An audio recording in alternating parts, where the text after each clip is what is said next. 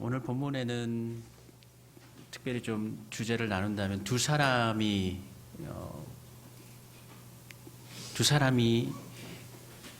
주제에 연관되어져서 대립하고 있는 모습, 상대적인 모습으로 보여지고 있는 것을 기록해 주고 있습니다. 한 사람은 예수님께 향유를 부은 한 여인이고, 또 다른 사람은 예수님을 돈을 받고 팔아넘긴 가롯 유다입니다. 두 사람 모두는 다 예수님을 오래전부터 만났던 사람들이죠. 특별히 가롯 유다는 공생의 초기에 12제자를 예수님께서 부르실 때 그때 가롯 유다의 이름도 기록되어지거든요.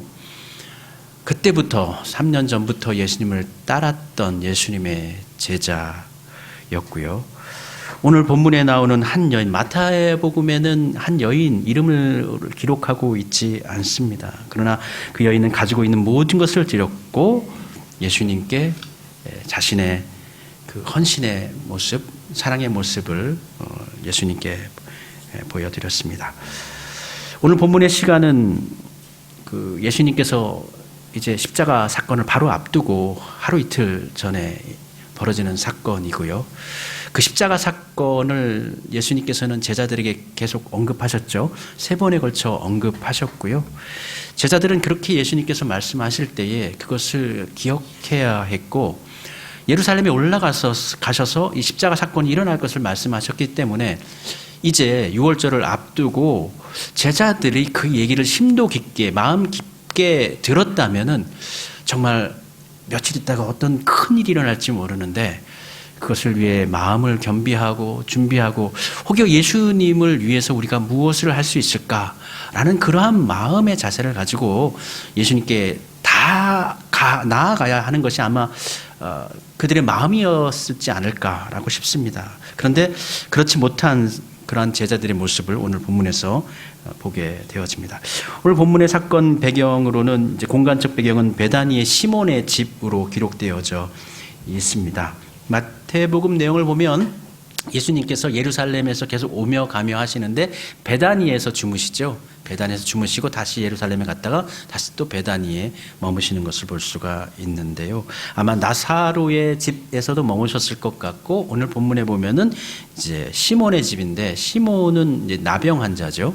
나병 환자인 시몬의 집에 머물러서 있을 때에 한 여인이 이제 예수님께 나와서 향유를 붓게 되어지는데, 이 동일한 사건의 본문이 마태복음에 기록되어져 있고 마가복음에도 또 요한복음에도, 근데 요한복음에는 정확하게 이 여인이 누구인지를 요한복음 12장에는 이렇게 기록해 주고 있습니다. 12장, 요한복음 12장 3절에 보면 이렇게 쓰여져 있는데요.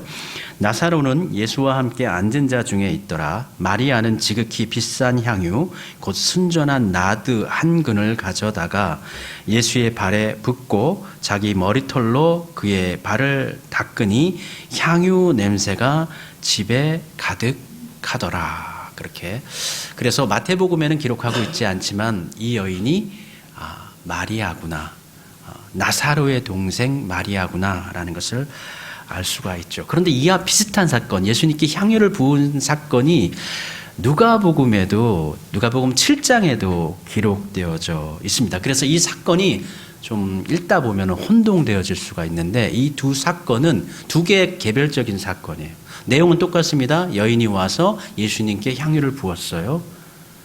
똑같습니다. 그런데 공간적 배경은 틀려요. 시간적 배경도 틀립니다. 누가복음 7장의 사건은 예수님 사역 초기입니다. 사역 초기에, 그것도 갈릴리에 있는 그것도 바리새인의 집에 머물 때였는데 시몬의 집이에요. 근데 여기 보면 누가복음 7장에는 바리새인 시몬의 집으로 되어져 있고, 마태복음 26장에 보면 나병 환자인 시몬이 되어져 있어요. 여기는 예루살렘이에요. 갈릴리하고 이 예루살렘은 공간적 배경이 아주 큰 격차가 있고요. 이름은 같죠. 근데 이름은 같을 수가 있어요. 왜냐하면 당시 시몬이라는 이름은 흔한 이름이기 때문에, 심지어 예수님의 제자 베드로의 원래 이름도 시몬이죠. 요한의 아들 시몬이죠. 그걸 예수님께서 페트라, 반석으로 바꿔주셨어요. 베드로로. 내용은 비슷하지만 사건의 주인공들은 다르다고 볼 수가 있고요. 누가복음 7장에 나온 이 사건의 내용을 보면은 핵심 메시지가 7장은 용서와 회개에 대한 사랑의 고백입니다. 누가복음 7장의 여인은 예수님의 발에 향유를 붓고 눈물로 닦았어요. 그러고 난 다음에 예수님께서 들려주신 말씀이 7장 47절에 그가 많은 죄가 사하여 줬도다. 이는 그의 사랑함이 많음이라. 그래서 그의 사랑의 많음으로 인하여서 그가 지었던 모든 죄가 다 사하여 졌다. 용서와 사랑이 핵심 주제예요. 누가복음 7장의 이 사건은요. 그런데 오늘 본문 마태복음 26장의 사건은 예수님께서 결론적으로 26장 12절에서 이렇게 이야기합니다. 그가 내 몸에 이 향유를 부은 것은 내 장례를 준비함이라. 그러니까 목적이 달라요. 누가복음 7장의 여인은 용서와 회개에 대한 사랑의 응답이었고 마태복음 26장의 사건은 예수님의 장례를 준비하기 위한 사건이에요.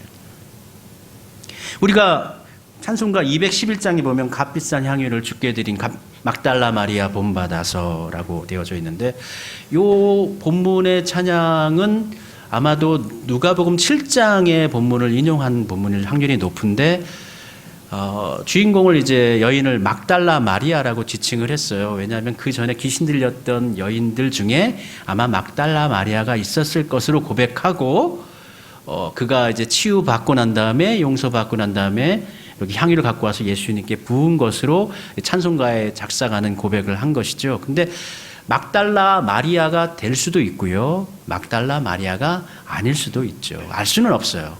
근데 이제 우리 찬송가에서는 그렇게 고백을 한 거고요. 오늘 본문의 마태복음 26장은 별개의 사건으로 볼 수가 있는 것입니다. 마리아가 향유 옥합을 가지고 와서 예수님의 머리에 부었습니다. 이것을 보고 있던 제자들은 이 여인의 행동을 질타하죠. 특별히 예수님의 일행의 회개를 맡고 있는 돈주머니를 맡고 있는 가룟 유다가 비판을 합니다. 가룟 유다뿐만 아니라 모든 예수님의 제자들이 다 여인을 힐난합니다. 이것을 비싼 값에 팔아서 가난한 자들을 도울 수 있었을 것이다 라고 이야기합니다. 그럼에도 불구하고 예수님은 그 여인을 칭찬하십니다.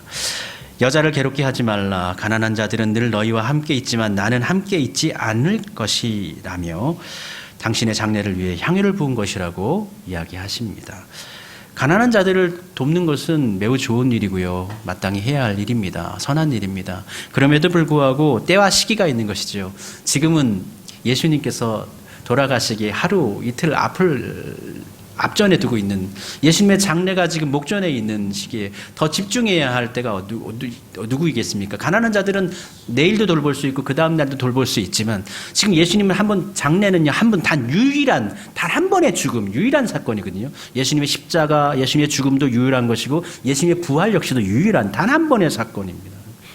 예수님의 장례를 준비하는 것도 단 한 번의 장례입니다. 그 장례의 처음을 연 것이 바로 이 여인입니다. 그렇기 때문에 예수님의 십자가 사건이 증거되는 그곳에 이 여인의 장례를 준비했던 이 여인의 이름도 같이 기록되어져서 끝까지 전파되어지게 되는 것입니다. 여인을 괴롭게 하지 말라. 내 장례를 준비하는 것이다. 이렇게까지 얘기했으면 제자들은 눈치를 챘어야 되는 거죠. 이전에도 예수님께서는 자신의 죽음에 대해서 이야기했었고요. 이제 나 장례를 준비하는 거야. 나 죽을 거야 라고 예수님께서 제자들에게 말을 했다면 제자들이 납득을 해야죠. 아, 그래요 예수님. 제자들이 충격을 받으면서 그러시면 안 됩니다. 그렇지만 우리가 어떻게 해야 되겠습니까? 라고 대처하면서 이 죽음에 대해서 걱정하고 근심하면서 또는 충격을 받으면서 어떻게 해야 할지를 묻고 그래야 할 텐데 제자들의 반응은 그렇지가 못했습니다. 실질적으로 보면은요, 6월절 전근으로 해서 제사장들하고 바리새인들이 예수님을 죽이려고 했습니다. 그렇게 계획을 세웠는데 예루살렘을 입성할 때에 호산나 호산나 외치면서 예수님을 환영한 인파를 보고 이들이 계획을 바꿔요. 안 되겠다. 이번 6월절에는 힘들겠다. 좀 미루자라고 그들이 이야기를 합니다. 그래서 오늘 본문 마태복음 26장의 4절과 5절에 보면 예수를 흉계로 잡아 죽이려고 의논하되 말하기를 밀란이 날까 하노니 명절에는 하지 말자 하더라. 그러니까 계획을 취소했어요. 캔슬했어요. 요번에 예수님 죽이는 걸 취소했습니다. 그런데 이 예수님께 그러니까 기름 부은 여인을 비난했던 것에 앞장섰던 가룟 유다가 그들에게 먼저 포기하고 있는 그들에게 다시 이 가룟 유다가 접근을 하면서 이번 6월절에 예수님을 잡아 죽이는 걸로 계획이 변경이 되는 거죠. 그러니까 이 예수님의 죽음 앞에 가룟 유다의 이 책임은 정말 어떻게 벗어날 수가 없는 거예요. 가룟 유다는 예수님의 12제자 중 한 사람이었지만 결국 예수님을 배신한 자로서 배신의 아이콘으로 아이콘이 되어져 버렸죠. 그는 예수님의 제자 가운데 유일하게 이스라엘의 남부지방 출신입니다. 남유다 지역 출신입니다. 당시에 이스라엘의 북부 지역, 갈릴리 어촌 지역은 이제 가난한 지역이에요. 거기 대부분 사람들이 공부도 다 그렇게 할 수 있는 여건이 되는 분들이 아니고, 그런데 남부 지역, 예루살렘 근방에 있는 분들, 가롯이라는 부분 남부 지역인데, 거기는 이제 뭐 예루살렘까지 아니어도 중소도시이기 때문에 좀 도시적인 삶을 사는 사람들이고 좀 더 부유한 사람들이고 그리고 지적으로도 또 지식을 가지고 있는 그런 예수님의 12제자 중에서 딱 한 사람만 남부 사람, 가룟 유다만 남부 사람입니다. 똑똑한 사람이죠. 그래서 핵에 맡은 거죠. 그런데 요한복음 12장에 보면 6절에 보면 12장 6절에 보면 그는 도둑이라 돈깨를 맞고 거기 넣는 것을 훔쳐가니라. 예수님 일행을 후원하고 예수님 일행도 여행을 다니셔야 되고 또 거기서 잡수셔야 되고 하니까 공개하는 분들이 있었겠죠. 그것을 어떻게 해요? 돈을 맡아가지고 훔쳐갔다라는 거예요.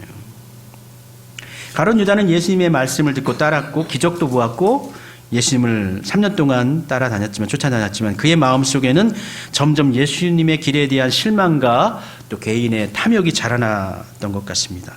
그러니까 요한복음 12장에서 이미 돈께서 돈을 훔쳐갔다는 것은 그가 마지막 때에 예수님을 팔 때만 그렇게 좀 마음이 잘못된 것이 아니라 예수님을 쫓아다니는 그 가정 내에서도 계속적으로 죄를 짓고 있었다. 예수님의 뜻을 거역하고 있었다라고 볼 수가 있죠. 그럼에도 불구하고 예수님께서 가룟 유다 이걸 알고 있었음에도 불구하고 예수님이 알고 있었잖아요. 그럼에도 불구하고 가룟 유다에게 어떤 벌을 가한다든지 뭐 그러진 않으셨어요. 기다리셨던 것 같습니다. 그리고 마지막 오늘 만찬 가운데서도 그 사람이 누구인지 나를 파는 자가 이 안에 있다라고 얘기하면서 내가 지금 떡을 뗄 때 손을 넣는 사람이 그 사람이다 할 때 가룟 유다가 손을 넣었거든요. 예수님이 다 알고 있다라는 거잖아요. 그걸 가룟 유다도 인식하게 한 거 아닙니까? 그렇게 하신 것은 가룟 유다가 아마도 전 예수님께서 끝까지 예수님이 그 가룟 유다를 사랑하셔서 그가 돌아오기를 그와 같은 잘못된 그런 행동을 하지 말기를 바라셨던 마음이 내가 너 알고 있으니까 너 지금 하려는 거 뭔지 알아. 근데 그렇게 하지 마. 라는 의도가 있었던 것 같습니다. 그는 은전 30에 예수님을 팔아 넘겼는데 당시에 은전은 세겔로 따지면 은전 하나가 4세겔 정도가 된다고 하죠. 그러니까 4세겔이면 한 세겔 10만 원 쳐서 40만 원 정도가 되는 거고 뭐 10개면은 400만 원, 30개면은 1200만 원이 되는 거죠. 그런데 구약 성경 출애굽기에 보면은 소가 일하던 그 종을 받아가지고 죽여버리면 그 소는 당연히 사람을 받았기 때문에 그런 동물은 살게 하면 안 돼. 그 동물은 사람을 한번 해쳤던 동물은 살게 하면 안 되는 거예요. 어떻든 죽여야 됩니다. 그 소는 죽이고 뿐만 아니라 그 소의 주인이 배상을 해야 되는데 그 종의 생명값으로 30개 세계를 내야 됩니다. 은 3개를 30개를 내야 됩니다. 근데 사람이라는 게 가치라는 게 생명의 가치라는 게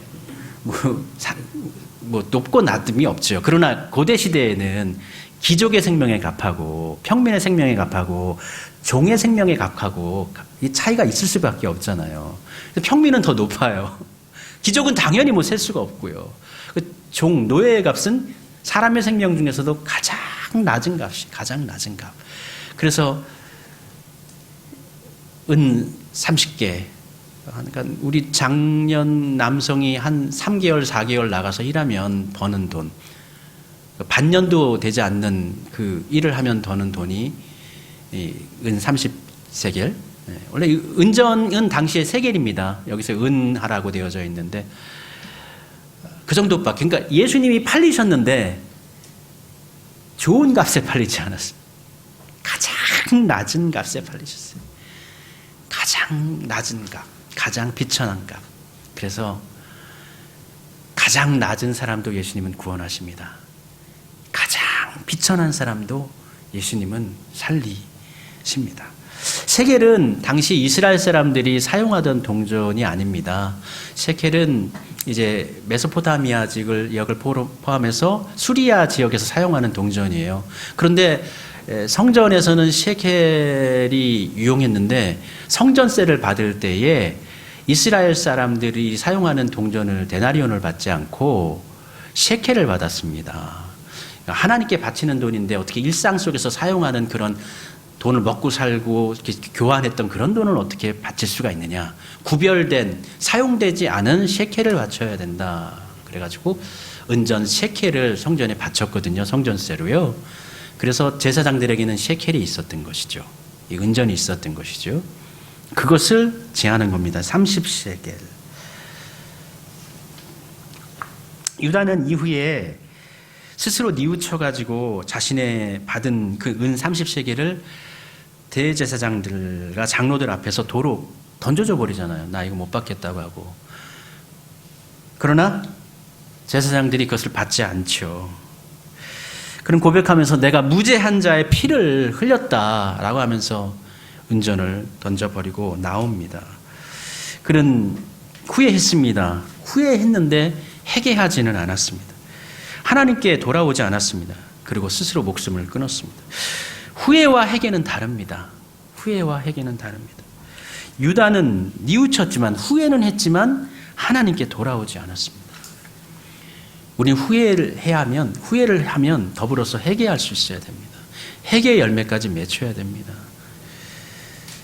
예수님은 이미 3번에 걸쳐 제자들에게 예루살렘에서 자신의 죽음을 이야기하셨고, 그러나 그들에게 예수님의 죽음은 예수님의 제자들에 있어서 예수님의 죽음은 간심의 대상이 아니었기 때문에 그런 일은 결코 일어나지 않을 것이라고 그들은 생각했기 때문에 방심하고 있었죠. 그런데 예수님의 이 말씀을 듣고 있었던, 적어도 예수님의 죽음을 알고 있었다는 것이거든요. 그 이야기를 함께 들었던 여성 제자인 이 마리아는 그것을 간심해 두고 이제 6월절이 얼마이면 6월절인데 예수님이 6월절에 돌아가신다고 했으니까 그러니까 이제 장례를 준비해야 되겠다라고 생각하고 이 나사로의 동생인 마리아가 자신이 가지고 있는 전 재산과 같은 이 향유 옥합을 들고 예수님께로 나아 머리에 깨트려서 붓고 또 예수님의 발을 씻습니다. 예수님의 머리에 향유를 붓습니다. 그 머리는 이제 며칠 후면은 이제 가시관을 쓰셔야 할 예수님의 머리이고요. 예수님의 그 발은 기름을 발랐는데요. 그 발은 우리를 위해서 십자가에 못이 쾅 박힐 그 발이 바로 예수님의 발입니다. 그곳에 향유를 부어서 미리 장례를 마리아가 대비합니다. 그 가격에 대해서 제자들이 이야기할 때 300데나리온 정도 한다. 300데나리온은 하루 품삯이 1데나리온이니까 300일을 일한 것이죠. 이스라엘 사람들 안식일은 쉬었습니다. 1년 중에 안식일이 52주간이잖아요. 그러니까 50일 빼고 난 다음에는 이제 300일이잖아요. 그러니까 301년 동안 내내 번 돈이 바로 연봉이죠. 이 300데나리온에 해당하는 이 향유 옥합을 부은 것이죠. 금액으로 따지면은 한 3천만 원 정도 되고 그렇죠. 요한복음에 보면은 이것이 순전한 나드 한 근이라고 이야기하고 있습니다.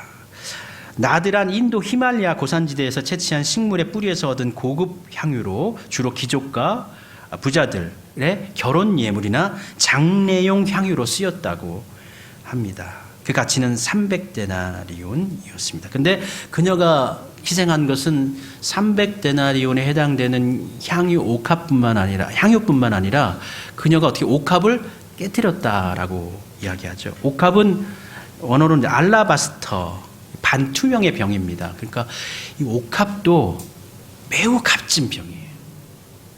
그러니까 이것은 병도 깨뜨렸다는 것은 자신이 가지고 있는 모든 것을 다 드렸다는 거예요. 이것을 낭비했다고 이야기하거든요. 그 낭비했다는 말이 사실 어찌 보면 맞기도 하는 것이, 보통 이 기름은요, 향유는 한두 방울만 이렇게 그릇에다가 이렇게 떨어져 놔도 온 방에 향기가 가득해요. 그것을 한두 방울만 이렇게 손에 비벼가지고 이렇게 묻혀도 온 몸을 다 바르고도 남을 수 있는 그런 기름입니다. 그런데 그것을 전부 머리에다 다 버렸단 말이에요. 한두 방울만 해도 충분히 향유가 가득하고 머리 기름이 다 받을 수가 있고 발까지 다 바를 수가 있는데 그것을 전부 다 깨뜨렸다는 거예요. 그 낭비했다, 허비했다. 조금만 쓰지, 몇 방울만 써도 되는데. 제자들의 생각은 그런 거예요. 나머지 방울 남겨놓은 거 그거 가지고 팔아도 되는 거고, 그 병도 팔아도 가치가 있는 것인데 그걸 왜 깨뜨려? 제자들의 마음은 그런 거예요. 죽음을 앞둔, 십자가를 앞둔 예수님을 보면서 제자들의 마음은 이와 같았다라는 거예요. 그러나 이 여인은 자신이 가지고 있는 걸 다 드렸어요. 온전히 다 드렸습니다. 8절에 제자들이 보고 붕괴하여 이르되 무슨 의도로 이것을 허비하느냐, 낭비하느냐, 이게 제자들의 마음이에요. 그러나 향유를 부은 이 마리아의 마음은 예수님의 임박한 죽음, 장례를 준비하는 것이었습니다. 옥합을 깨뜨렸다는 것은 헌신과 사랑의 완전한 희생을 표현한 것입니다. 비싼 향유는 가장 귀한 것을 드린 것의 상징이고, 온 집안에 그 향기가 가득해졌다라는 것은 예수님의 구원의 향기가, 예수님의 복음의 은총이 온 세계 열방 가운데 가득해질 것을 상징해 주고 있는 것입니다. 유다는 이 사건 직후 대제사장에게 가서 내가 예수를 너희에게 넘겨주리니 얼마를 주려느냐 묻고 그들이 은 30을 달아 주거늘. 15절의 말씀입니다. 마리아는 가장 귀한 보물인 향유를 깨 그 기름을 주님께 발에 붓고 자신의 머리털로 씻었습니다. 왜 다른 제자들은 이런 생각을 하지 못했을까요? 오히려 예수님을 더 많이 가까이 모셨던, 함께 있었던 그들은 왜 이런 생각을 하지 못했을까요? 그러나 그녀만큼은 예수님에 대한 깊이 생각하고 사랑하는 마음이 지극해서, 또는 아마도 죽었던 나사로가 다시 살아나는 것을 경험을 했고, 그래서 예수님의 장례를 준비함을 통하여서 예수님께서 다시 살아나실 것을 소망하면서 먼저 장례를 준비함과 더불어서 부활을 예비하는 그러한 의미에서 향유를 준비한 것입니다. 그래서 예수님께서는 장례 이전에, 죽음 이전에 장례를 준비하는 향품이 필요했고, 마리아는 때에 맞춰서 향유를 준비해서 주님의 발에 붓고 머리털로 씻었던 것입니다. 마리아와 유다야에 대한 예수님의 평가는 이렇습니다. 본문 13절에 보면 내가 진실로 너희에게 이르노니 온 천하에 어디서든지 이 복음이 전파되는 곳에는 이 여자의 행한 일도 말하여 저를 기념하리라 하십니다. 그래서 예수님의 십자가 사건, 예수님의 죽음의 사건을 전제할 때에 이 여인의 장례 준비는 같이 증거될 것이다.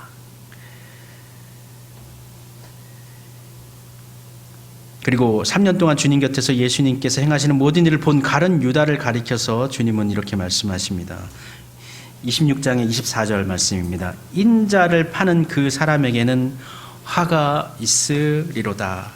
그 사람은 차라리 나지 아니하였다면 제게 좋을 뻔하였느니라. 안타까움과 아쉬운 마음을 더디어 가룟 유다에게 이렇게 이야기합니다. 인자를 파는 자에게는 화가 있을 것이다. 우리가 살아갈 때, 우리가 믿음을 생활을 할 때에, 또 예수님 주변에 제자들이 함께 있을 때에 어떤 모습으로 우리가 설 수 있어야 하는가? 유다의 모습으로 서야 하는가? 방관하는, 무관심한, 예수님의 죽음 앞에도 마음이 없는, 뜨거움이 없는, 관심 없는 그러한 제자들의 모습으로 서 있어야 하는가? 아니면 그 들려주신 말씀을 조용히 뒤에서 듣고 예수님은 어떻게 잘 모실 수가 있을까? 지금 내가 할 수 있는 것이 무엇일까? 예수님께 나온 마리아의 모습으로 설 것인가? 우리는 선택하며 살 수 있습니다. 마리아는 예수님의 죽음을 준비하는 사랑의 사람이었고 유다는 예수님의 죽음을 팔아넘기는 사람이었습니다. 그들은 예수님께 부은 향유를 낭비한 것이라고 이야기합니다. 허비한 것이라고 이야기합니다. 그렇게 따지면 하나님께서 우리들을 사랑하시는 사랑은 그 사랑이야말로 참 낭비하고 허비하는 사랑이죠. 넘치는 사랑이죠. 분에 넘치는 사랑이죠. 그 사랑으로 당신의 독생자를 죽이시기까지 하는 사랑이기 때문에 정말 그렇게까지 하실 필요가 없는 건데 허비하는 것이죠. 그런데 그 사랑을, 그 충만한 사랑을 우리가 이미 덧입었다라는 것입니다. 예수님은 그녀의 이 사역이 영원히 기억되리라. 나와 함께 영원히 기억되리라. 이 향기가 영원히 남을 것이다. 그렇게 말씀합니다. 우리 예수님께 영원히 기억되시는 분이 되시기를 바랍니다. 영원히 기억되는 좋은 향기로 예수님의 십자가와 구원과 부활과 그 복음의 능력이 증거될 때 함께 증거되어지는 은혜의 삶으로 우리 수아의 모든 식구들, 모든 성도님들이 기록되시기를 간절히 소원하고 축복합니다. 우리 찬송 고백하면서 찬송 부르며 고백하겠습니다. 우리 예수님을 믿을 때에 제가 처음 믿을 때보다, 이전에 믿을 때보다 더 귀하고 더 값지고 예수님이 더 소중합니다. 날이 갈수록, 해가 바뀔수록 예수님의 사랑이 더 값집니다. 우리 고백하면서 함께 찬송 올려드리도록 하겠습니다.